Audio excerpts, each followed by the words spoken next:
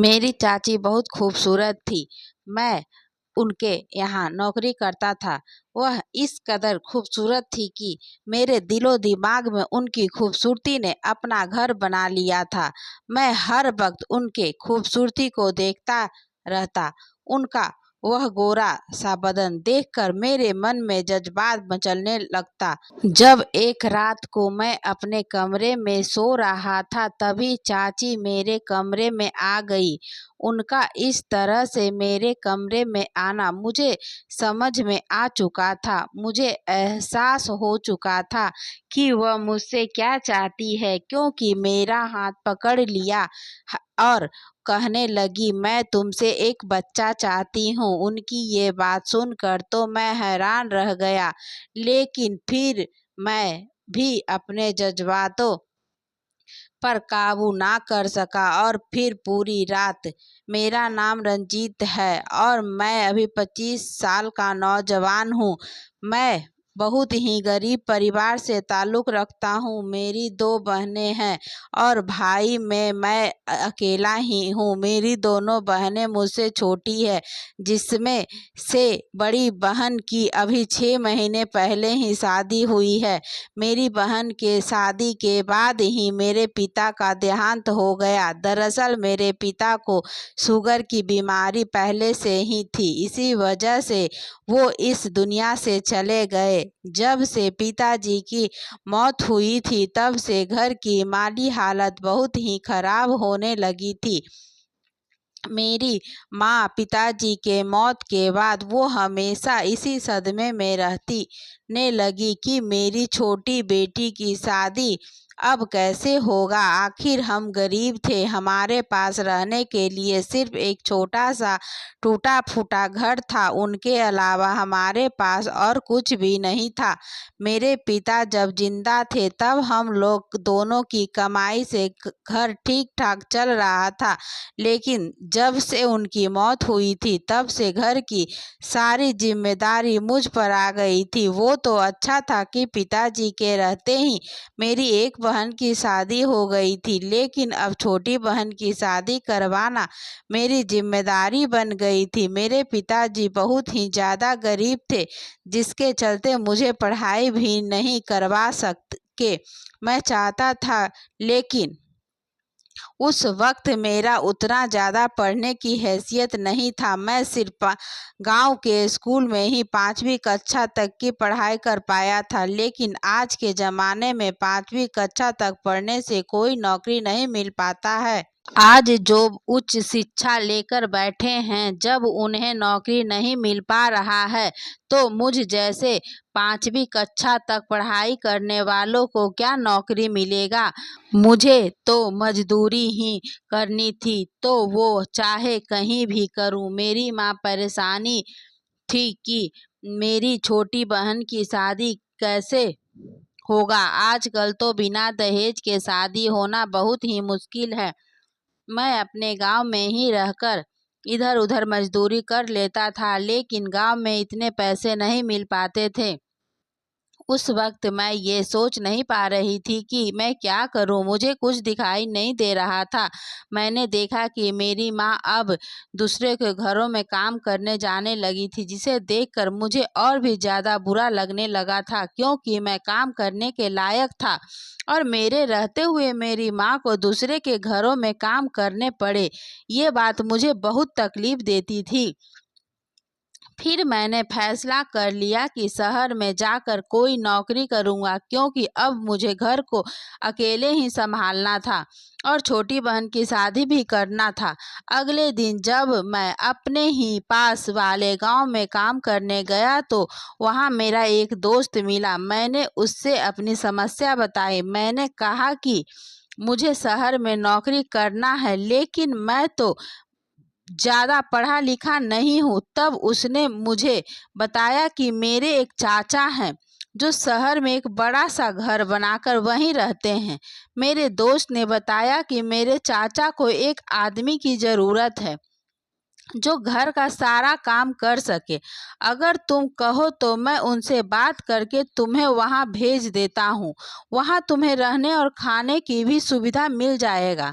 शहर में इससे ज़्यादा क्या चाहिए। अगर रहने खाने की सुविधा मिल जाए तो वहाँ रहना बहुत आसान हो जाता है।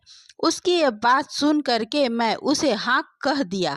मैंने कहा, तुम अपने चाचा से बात कर लो, मैं वहाँ काम करने के लिए तैयार हूँ।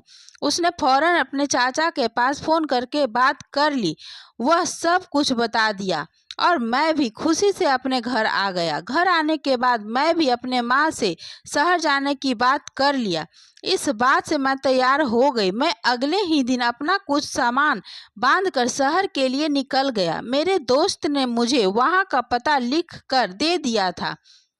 मैं उसी पते पर पहुँच गया। जब मैं दरवाजे पर पहुंचकर घंटी बजाया तो कुछ पल में घर का दरवाजा खुल गया और मेरे सामने एक बहुत ही खूबसूरत औरत खड़ी थी। उसकी उम्र कोई 27 या 28 साल के आसपास होगी, लेकिन वो इतनी खूबसूरत थी कि वो अभी इतनी उम्र की लगती नहीं थी। कुछ पल के लिए तो मैं उसे देखता ही रह गया। मैं लाख कोशिश कर रहा था कि मैं अपनी नजरें हटाऊं, लेकिन उस खूबसूरती ने मन को भ्रमित कर दिया था। मैंने इससे पहले इतना खूबसूरत औरत कभी नहीं देखा था। वैसे भी मैं गांव का रहने वाला था, जहां की औरतें ऐसे ही जैसे तैसे रहती है। जब उस औरत ने मुझे आवाज दिया तब मेरा ध्यान भंग हुआ। वह कहने लगी, जी कहिए, क्या काम है आपको। मैंने कहा कि मेरा नाम रंजीत है और मैं गांव से यहाँ काम के लिए आया हूँ। मेरे दोस्त ने रमेश चाचा जी से मेरे बारे में बात किया था, इसलिए मैं यहाँ आया हूँ और मुझे घर के अंदर आने को कहा। फिर रमेश चाचा को आवाज लगाई। थोड़ी ही देर में चाचा जी आए और कहने लगे, वो तुम ही हो जिसके बारे में मुझे विजय ने बताया था। मैंने कहा, जी हाँ, मेरा नाम रंजीत है और मैं विजय का दोस्त हूँ। वो मेरे दोस्त के चाचा थे, इसलिए मैं भी चाचा ही कहता था। चाचा जी ने मेरा परिचय उस औरत से भी करा दिया। उन्होंने कहा कि ये तुम्हारी चाची है और मेरी पत्नी शीला। चाचा जी ने मुझे अपना घर का सारा काम समझा दिया और कह दिया सब काम वक्त पर हो जाना चाहिए। फिर उन्होंने मुझे रहने के लिए एक कमरा दे दिया। मैंने अपना सारा सामान ले जाकर कमरे में रख दिया और फिर मैं अपने काम पर लग गया। मैं बहुत खुश था कि मुझे इतना अच्छा काम मिला था और रहने खाने की सुविधा अलग से थी। मैं ठान लिया था कि मैं मन लगाकर यहाँ काम करूँगा और कभी भी चाचा जी को कोई शिकायत का मौका नहीं दूंगा। मैं चाची को देखकर कभी कभी सोचता था कि काश मेरा भी इतनी ही सुंदर लड़की से शादी हो। मैं घर के काम में ध्यान देने लगा। चाची मुझे रोज सुबह सामान लाने बाजार भेज देती। मैं बाजार से सामान लाकर उन्हें दे देता। फिर मैं घर के दूसरे काम में लग जाता। मैं चाची से भी कह दिया था कि कोई भी काम हो तो मुझे आवाज दे दे, मैं फौरन से उसे कर दिया करूँगा। उस बड़े से घर में मुझे काम करके बहुत ही अच्छा लग रहा था। साथ ही साथ मुझे इतनी खूबसूरत चाची को देखने का मौका भी मिल गया था। इसी तरह दिन बड़े आराम से गुजर रहे थे। उस घर में काम करते हुए 2 महीने कैसे बीत गए पता ही नहीं चला। अब चाची भी मुझसे अब खुलकर बातें करने लगी थी। मैं भी यही चाहता था कि चाची से मेरी अच्छी दोस्ती हो जाए, क्योंकि वह इतनी खूबसूरत थी कि मैं उन्हें देखे बिना नहीं रह पाता था। जब उसने थोड़ी बातें होती थी तब मैं बहुत अच्छा महसूस करता था, क्योंकि वो बातें भी बहुत प्यारी प्यारी करती थी। उनके बात करने का लहजा बहुत ही कमाल का था। आज तक किसी ने मुझसे ऐसे लहजे में बात नहीं किया था। मैं उनके इस तरह के बातों से बहुत खुश होता था।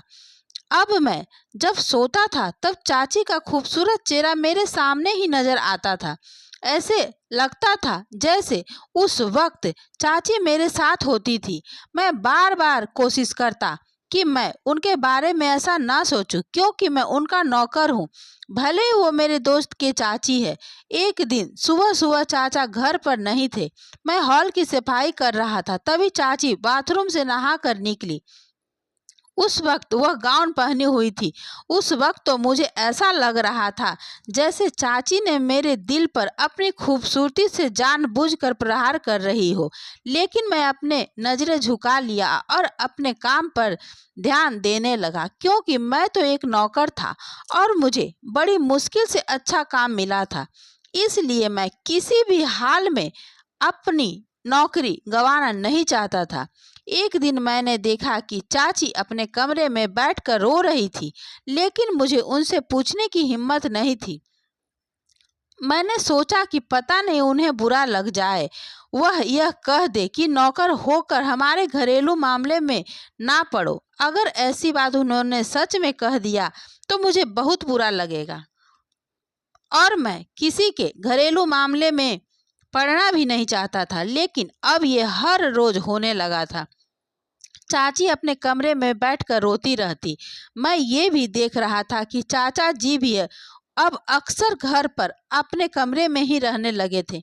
मुझे इस बात ने बहुत हैरान कर दिया था। मैं समझ नहीं पा रहा था कि ये सब हो क्या रहा था।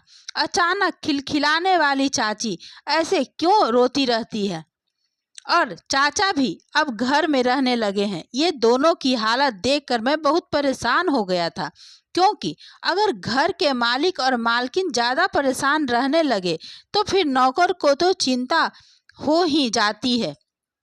एक दिन चाचा अपने कमरे से बाहर निकले तो उन्हें देखकर मैं पूरी तरह से हैरान हो गया। आखिर उनका शरीर भी एकदम से कमजोर होते जा रहा था। उधर चाची के चेहरे से भी हंसी गायब हो गई थी। आखिर माजरा क्या था, कुछ समझ में नहीं आ रहा था। मैं जब से इस घर में आया था तब से चाची का चेहरा बिल्कुल भी खिलखिलाता हुआ ही देखा था, लेकिन उनका चेहरा अचानक से मुरझा गया। यह सब देखकर मैं परेशान रहने लगा था। मुझे पूछने की भी हिम्मत नहीं हो रहा था। मैं सोचता था कि एक नौकर होकर उनकी आपसी मामले के बारे में कैसे पूछूं। एक रात जब मैं अपने कमरे में लेटा हुआ था, कमरे में हल्की रोशनी वाली लाइट जल रही थी। उस वक्त मुझे नींद भी नहीं आ रहा था। मैं चाची के बारे में ही सोच रहा था, क्योंकि चाची को सबसे ज्यादा जब से देखा था तब से उनके लिए मेरे दिल में एक अलग ही जगह बन गई थी। लेकिन मुझे नहीं पता था कि मेरी जिंदगी में सचमुच ही ऐसा कुछ होने वाला था।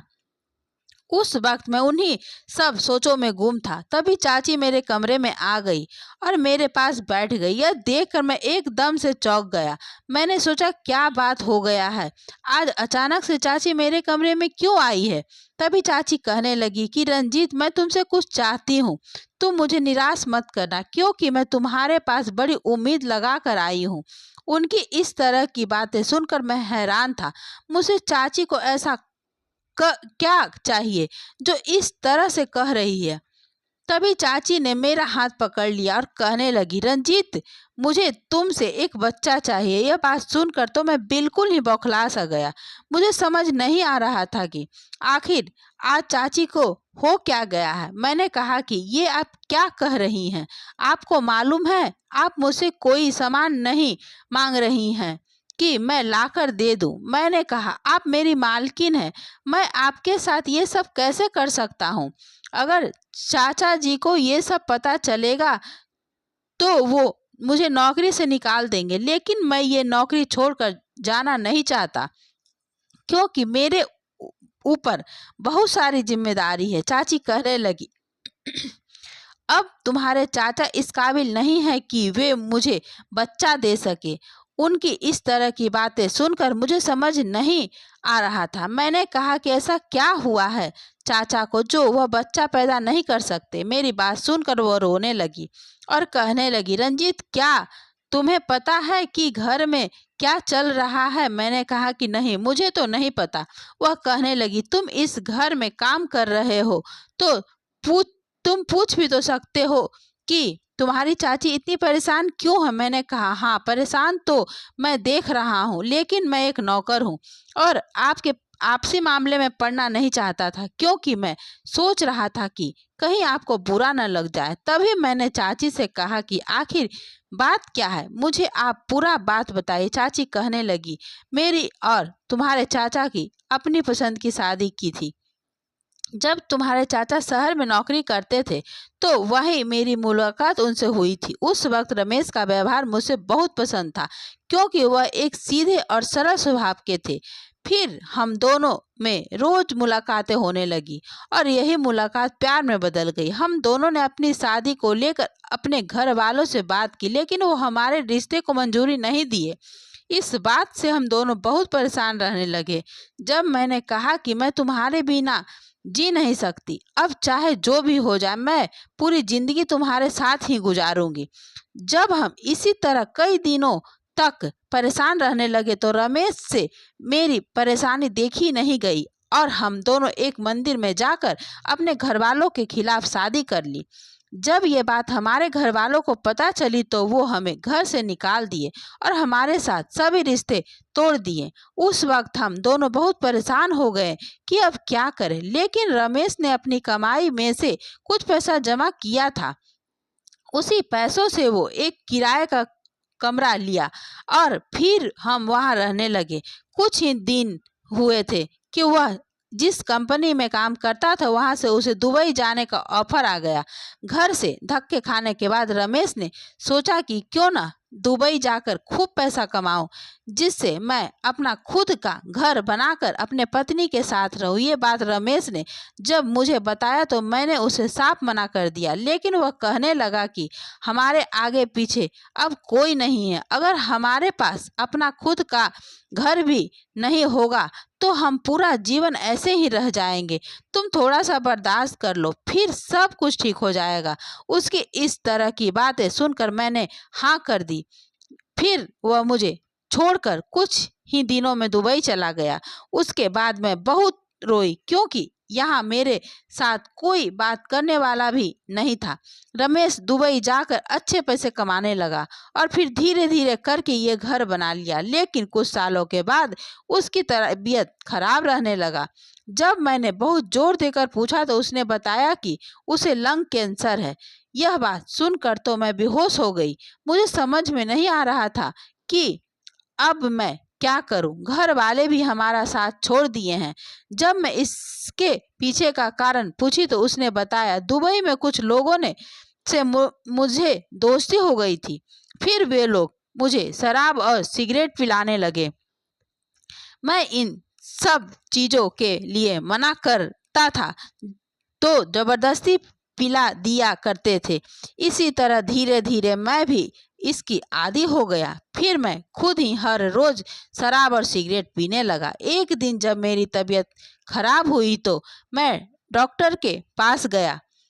वह उसे देखने के बाद बताया कि मुझे लंग कैंसर है।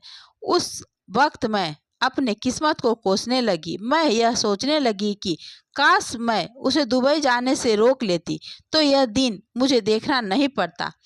अब तुम्हारे चाचा बस कुछ ही दिन के मेहमान हैं, इसलिए वह मुझे अब बच्चा नहीं दे सकते, क्योंकि अब उनके अंदर वो क्षमता ही नहीं रही कि वे औलाद पैदा कर सके। मैं उनसे पहले भी बच्चे को लेकर जिद किया करती थी, लेकिन रमेश मुझे ये कहकर मना कर देता था कि अभी ये बच्चा नहीं चाहिए, अभी तो मुझे पैसे कमा कर घर बनाने हैं। अब देखो मेरी ऐसी हालत हो गई है कि मुझे तुम्हारे सामने एक बच्चे के लिए गिड़गिड़ाना पड़ रहा है। चाची की ये बातें सुनकर मेरी आंखों में आंसू आ गए। मैं सोचने लगा कि आखिर चाची इतनी कम उम्र में अपने पति के बिना कैसे रह पाएगी।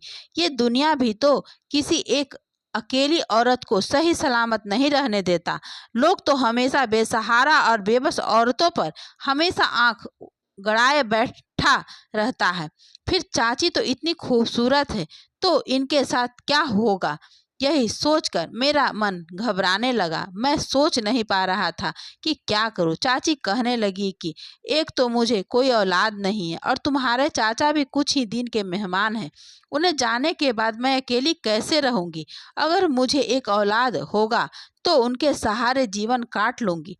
अब मेरी सूनी गोद को तुम ही भर सकते हो। वह अपना आंचल फैलाकर मेरे सामने रोने लगी।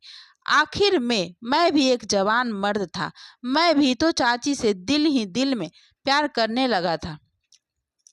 फिर मैं अपने जज्बातों कब तक काबू कर पाता। मैंने चाची को तसल्ली दिया और उनसे इस रिश्ते के लिए हाँ कर दिया।